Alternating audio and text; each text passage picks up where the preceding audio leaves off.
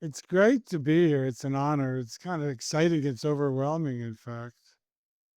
And the people before me was inspiring. I think I'm one of the few people in the audience, correct me if I'm wrong, that have got a training at 4 medical schools in Canada. I started like Dr. Corona at UBC, did my degree in mathematics and medicine. Then I went to McGill University to do an internship, a rotating internship at the Jewish General Hospital. And then I went to the University of Ottawa to be a resident in community medicine. And then I finished up at the University of Toronto, Hospital for Sick Kids and Genetics. So I get to say that I get to incorporate all four, not every university, but each one inspired me and each one contributed to the journey. And I'm grateful to all. And I would like to thank a bunch of people, a lot of mentors. We're all at our stage of the career. It's a balance between your mentors and your legacy. Your mentors are the people that trained you, and your legacy is the people you follow that follow you. And I have to be able to say that I think it was mostly great luck that I had hit the best mentors.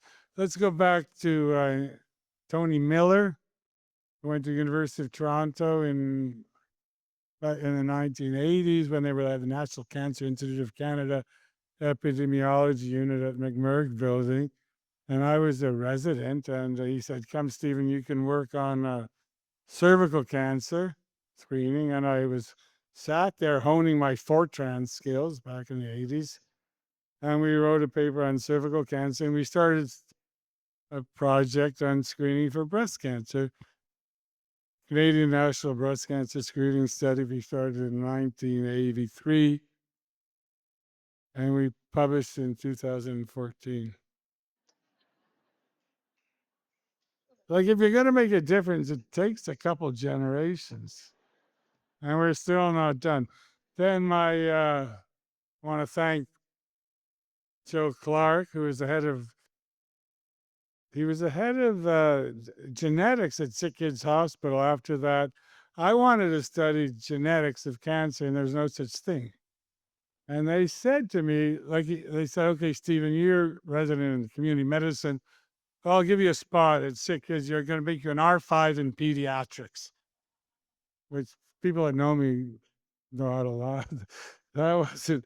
And he gives me a spot in R5 in pediatrics to study genetics. He gave me a seat in the office next to David Malkin, where we got to talk about cancer genetics and hereditary cancer, which was extraordinarily fun. And then my next guy was, Tony Miller makes a call, and I got a call from Gilbert Lenoir in IARC, Lyon, France. And he says to me, "I got a colleague in Omaha, Nebraska named Henry Lynch, who collected all these blood samples on hundreds of families with hereditary breast cancer and pedigrees, family trees, and he sent them to me in Lyon.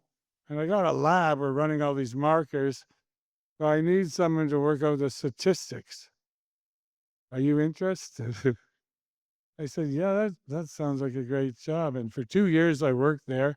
And then I was able to move to McGill University. David Rosenblatt set up the first adult cancer genetics program in Canada. This is back in 1990. He says, "Listen, we got a guy, Gabriel Oding, genetics. I want to set up the first Canadian program in cancer genetics." And so I said, "Okay, great." And the wonderful thing about my mentors, Henry Lynch and Gilbert Lenoir, is they said, "Okay, Stephen, you can take the project with you. You can take the samples to Quebec. You can take all the data. Keep working with Henry, keep working with me." And I teamed up with Patricia Tonin, my postdoc, and led to the discovery of Berry 1 in 94, discovery of Berry 2 in 95. And that was a great opportunity. And then in 95, I got an offer I couldn't refuse. They offered me the first chair in breast cancer research at the University of Toronto at Women's College Hospital in 1995. And I've been there ever since. And it's just been a great experience to be able to work with the colleagues there, the staff, the physicians, all the support people, many of whom tonight. And they tell you, they say you should really separate your professional life from your personal life. That's a basic rule. And I never followed that rule. And many of my colleagues, my staff, my students, they're here tonight, and I consider them among my close friends. And going to from the mentors to the legacy, it's my proudest thing to say, 4 of my PhD students that I trained over the past years at Women's College Hospital are now faculty members. They're now members, scientists at the University of Toronto, professors. Kelly Metcalf, Joanne Kotsopoulos, Mohammed Akbari, and Vasily Giannakis. And we all work together as a team. I think the greatest thing you can leave behind is a bunch of people that still hang out with you and your team, and they work with you.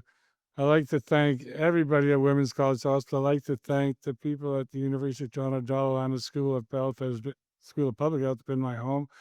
I'm very happy my kids are here tonight, Sophie, Anthony, and Madeline.